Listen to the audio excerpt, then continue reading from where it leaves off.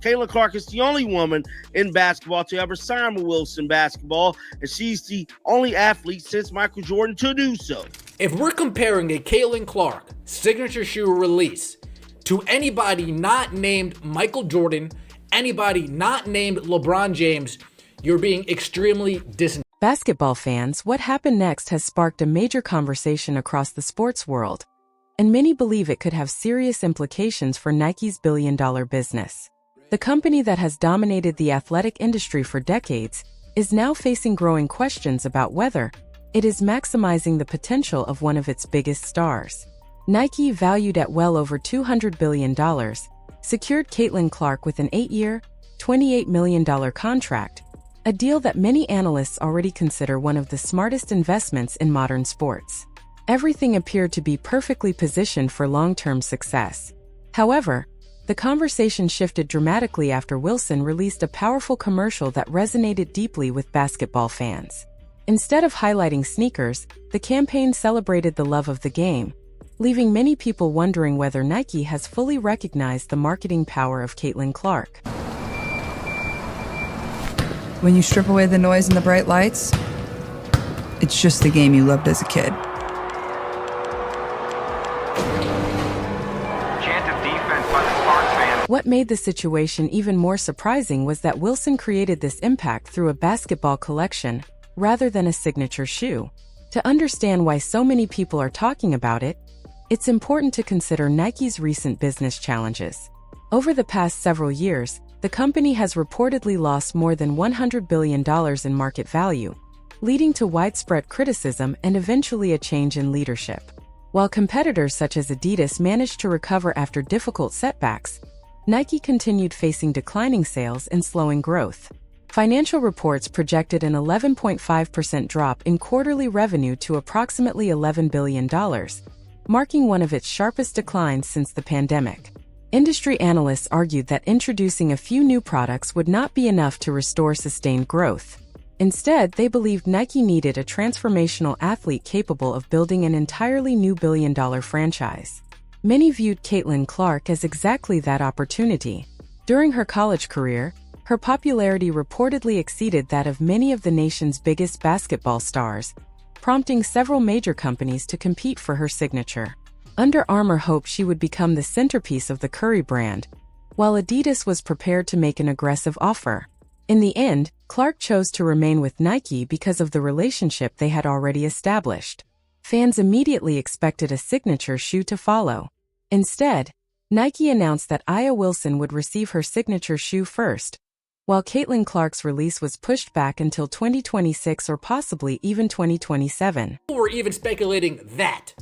But today was the Nike quarterly call, putting to rest any rumors that A, this wasn't a done deal, and B, there are renegotiations at the table. Something that this did clear up as well, it's looking like Caitlin Clark's shoe was coming in 2026.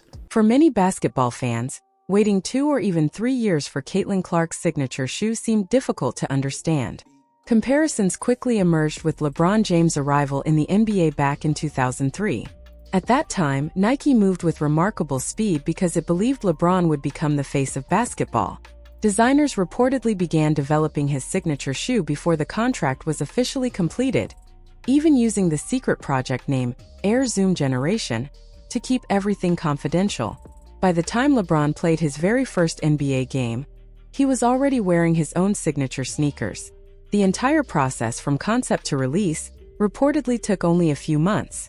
That comparison has fueled ongoing discussions about why one of the most marketable stars in women's basketball has experienced such a lengthy wait for her own signature product. If we're comparing a Caitlin Clark signature shoe release to anybody not named Michael Jordan, anybody not named LeBron James, you're being extremely disingenuous.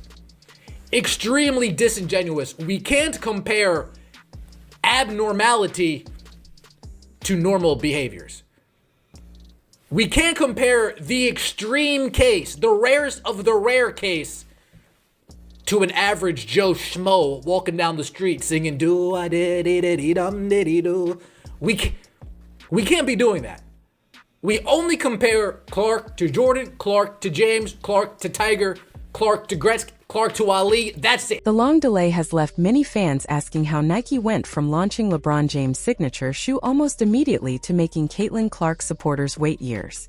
When Clark signed her contract, headlines were dominated by the debate over whether she deserved a signature shoe before playing a single WNBA game. Others argued that Aya Wilson had earned the opportunity first. However, many analysts point out that the sports business is driven by consumer demand rather than public opinion. History has shown that popularity often determines success in the marketplace. Allen Iverson, for example, consistently sold more shoes than Tim Duncan despite many believing Duncan had the more accomplished career. Nike even introduced multiple signature models for Duncan, but weak sales eventually led to those lines being discontinued. Duncan himself acknowledged that business follows consumer interest. At the same time, Nike continued investing heavily in Aya Wilson through national advertising campaigns and billboard promotions. Meanwhile, some of Wilson's previous comments regarding white players and privilege, including remarks involving Paige Buchers before praising her talent, also generated discussion among basketball fans and media outlets. Women, Paige reminds me a lot of you. Like, you say you're not really about me. And she knows how her privilege has gotten her to that point. And also, like, she's good at basketball, obviously. But, like, she understands her privilege and, like, what pushes her over the top in a sense. It reminds me a lot of you. Questions surrounding Caitlin Clark's treatment extended beyond marketing. She was also left off Team USA's Olympic roster, with officials explaining that it simply was not the right time for her selection. That decision immediately sparked comparisons with previous players who had received Olympic opportunities much earlier in their careers. Christian Lettner joined the legendary 1992 Dream Team without NBA experience, while Diana Taurasi earned a place on the 2004 Olympic roster as a WNBA rookie after posting numbers many compared to Clark's early production. Despite those historical examples, Clark was not selected. She responded by delivering one of the greatest rookie seasons in WNBA history. She earned first-team All-WNBA honors, led all rookies in multiple statistical categories, finished fourth in MVP voting, and played a major role in transforming television ratings across the league. Games featuring Clark regularly attracted audiences exceeding 1 million viewers, while many other broadcasts averaged only a fraction of that number. Demand for her playoff debut pushed ticket prices to record levels, and the Washington Mystics even moved games to a larger NBA arena to accommodate the overwhelming interest. Attendance records continued to fall wherever she played, and Team USA officials later acknowledged that leaving her off the Olympic roster may have been a mistake. Even with all of that momentum, many observers believed Nike still had not fully embraced its most valuable women's basketball athlete. Sounds of this interview, it seems like she's probably going to make more money overseas in EuroLeague than she did during this WNBA season. The commissioner told her that she could make $700,000 playing. The conversation changed once again after Wilson launched a campaign centered entirely on the love of basketball, rather than controversy or product promotion. The commercial opened with a simple message encouraging people to reconnect with the game they loved growing up. Instead of focusing on selling equipment, it celebrated passion, dedication, and the joy of playing. Caitlin Clark became the face of that message, allowing the campaign to connect emotionally with fans of every age. Wilson also made Clark the first female basketball player to receive this type of partnership with the company since the era of Michael Jordan. The commercial ended with the memorable words, "Caitlin, always basketball," leaving a lasting impression on viewers. According to company representatives, the creative team spent months studying Clark's personality, interests, favorite colors, fashion preferences, and social media presence before developing the campaign. Nearly 50 different concepts were reportedly explored before the final design was selected. The basketball collection launched alongside the advertisement and quickly earned praise from both fans and marketing experts, many describing it as one of the strongest basketball campaigns in recent years because it focused entirely on the sport itself rather than outside distractions.